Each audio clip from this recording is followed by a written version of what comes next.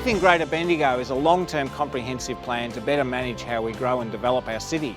It's based on a number of principles. Firstly, that we can make much better use of the resources we have. Secondly, that we can always find ways in which we can have alternatives to the car for many of our shorter trips that we make around the city. And thirdly, that the city can develop around the idea of comprehensive neighbourhoods, 10-minute communities where people can access the things they need on a daily basis. The development of the Integrated Transport Land Use Strategy was a major achievement in partnering with organisations across the city of Greater Bendigo. We now have over 20 organisations who are assisting in the delivery of ITLAS. During the development of ITLAS, Public Transport Victoria undertook a major review of the Bendigo bus network. At the same time, the state government made a $2 million commitment to develop the Bendigo Metro Rail. These are all examples of how ITLAS has generated community response and government support. More and more people are riding bicycles around Bendigo. People are finding that bicycles can be used for local trips, even commuting to work, where over 100 people at the Bendigo Bank are now riding to work on a regular basis.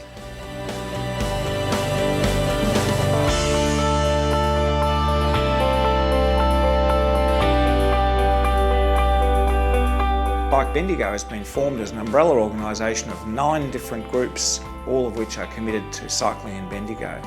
And we're seeing some really unusual developments happen with people using bicycles for even delivery purposes.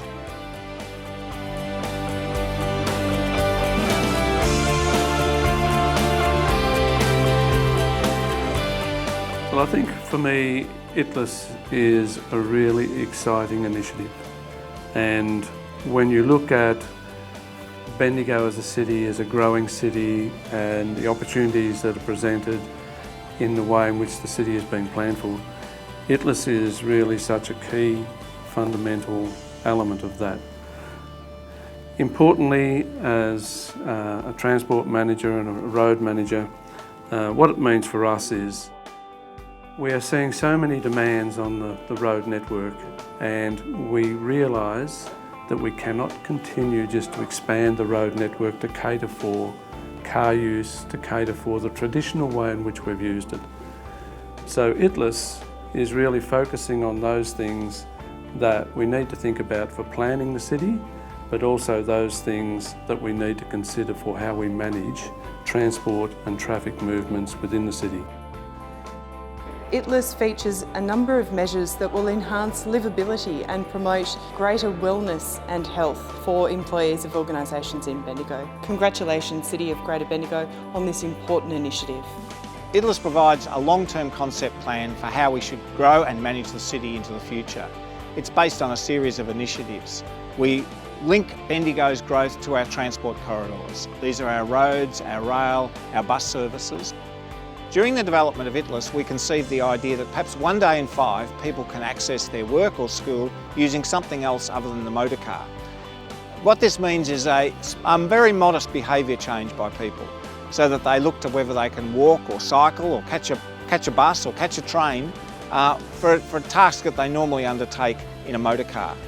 The reality will be that this change, this very modest change, will make a huge difference in the amount of traffic on Bendigo's roads. We've calculated that even if the people who just travel to the city centre were to use the 1 in 5 method, we can get between 2,000 and 4,000 cars off the road every day of the week.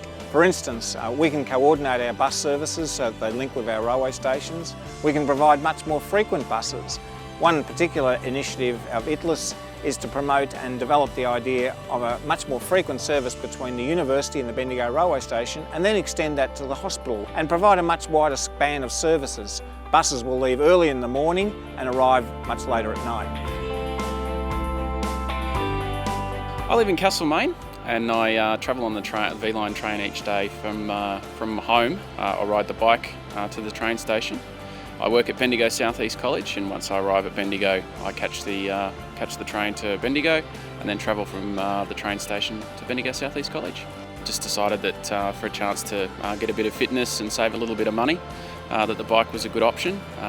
It's about the only exercise I get during the day, so yeah, the 15-minute ride from home and the 15-minute ride to work gets me on the bike, gets me fit. People might think that ITLIS is all about urban Bendigo, but of course 1 in 6 people in the city of Greater Bendigo live in our rural areas and small towns. And we expect 15% of all the housing development to occur in those areas. So it's really important that we connect those small towns and rural areas with each other, and that we provide really good public transport connections to the city. So many of the initiatives that we're undertaking in ITLIS around people walking and cycling are just as important in our small country towns. And of course many people in country towns don't have access to a private car, so public transport services are really important. Secondly, we continue to reinforce the urban growth boundary. So we look for development opportunities inside the existing urban area before we look for opportunities outside the urban area. This will mean that most areas will continue to remain as they are now, but selected sites which are well serviced by public transport, are accessible to work, accessible to shops and retail activities, will be targeted for medium density housing development. 2 to 4 storey development. These are important because one of the findings of ITLIS is that we've got a mismatch between the type of housing that's being provided and what our potential need is. With some 55% of the population now living in either 1 or 2 person households, our previous pattern of building very large detached 3 and 4 bedroom houses is now a mismatch with the housing supply we need versus the housing supply we've got. Look, ITLIS is a really important strategy for Bendigo. At the moment we're going through a great period of change. Really exciting for the community, exciting for the development industry, but we need some initiatives and planning process to lead us. So whilst we're creating new communities for changing demographics within Bendigo, we do that within the estate provision, so we create great new living environments, but they need to be connected together. The other really important part of this strategy is that it leads new and better investment in Bendigo by providing a substantial policy platform that coordinates with a residential strategy and a commercial strategy and other like strategies, so that industry has the great desire and confidence to invest in Bendigo and understand that the product they can produce here will be a market-leading product. ITLIS is a really comprehensive program for working with our schools. We find that many of the students at our local schools actually want to walk or cycle to school. However, there are impediments to them. Parents are nervous about the safety issues. People are concerned about having to cross busy streets.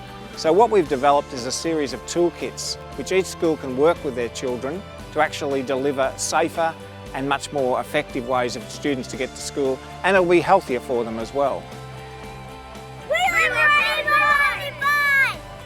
Public transport's important for young people because it's an efficient way to travel. It's one of the greenest ways to travel, and it's also a bit of a social way to travel too. It's active transport, so it keeps you fitter and healthier, and the more people we get on public transport, it's just going to have better repercussions with the next generation onwards. A second aspect of ITLIS is that we're focusing around what we call activity centres. So places like Eaglehawk and Epsom and the city centre itself, where we believe a lot more people can live in and around these centres, access the public transport services they need, and of course make these a much more vibrant location. A really important principle of ITLIS has been to work with the community. Our engagement sessions have told us what the community wants, what they expect, and how they believe things could be delivered better. One of the most important initiatives has been to build our network of footpaths and bicycle paths. These form a really comprehensive network right across Bendigo. One of the most important initiatives the Council has announced is that in the 2015-16 budget they've allocated an additional $1 million to assist in the development of this network and provide for much safer and more enjoyable travel around Bendigo. By schools, by everybody, whether you're 8 or 80, you should be able to enjoy these facilities.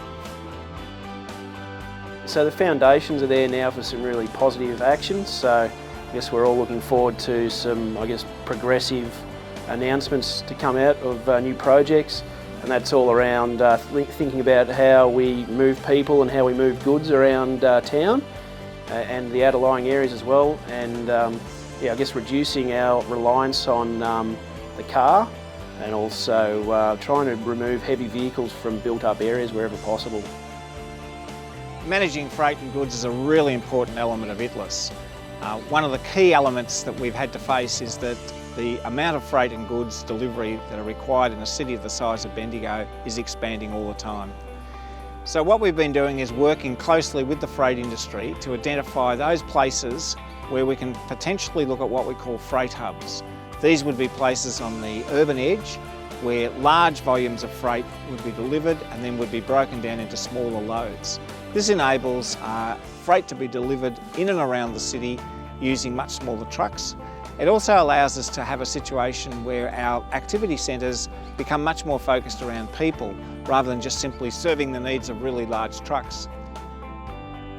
Communities, and Craig will have a great bragging piece when he goes to other local governments around the state and say, look what can be achieved through those sorts of partnerships, because it's a remarkable piece of good, clever thinking that's got practical outcomes that will make a difference in the years ahead. So thank you for the opportunity to join and participate in the launch today, and congratulate once again everyone who's been involved in producing an incredibly important document for the future of the City of Bendigo. Thank you. So one of the real challenges is to get people to change their mode of transport, and we need to encourage our students to say to their mums and dads, how about I ride my bike today?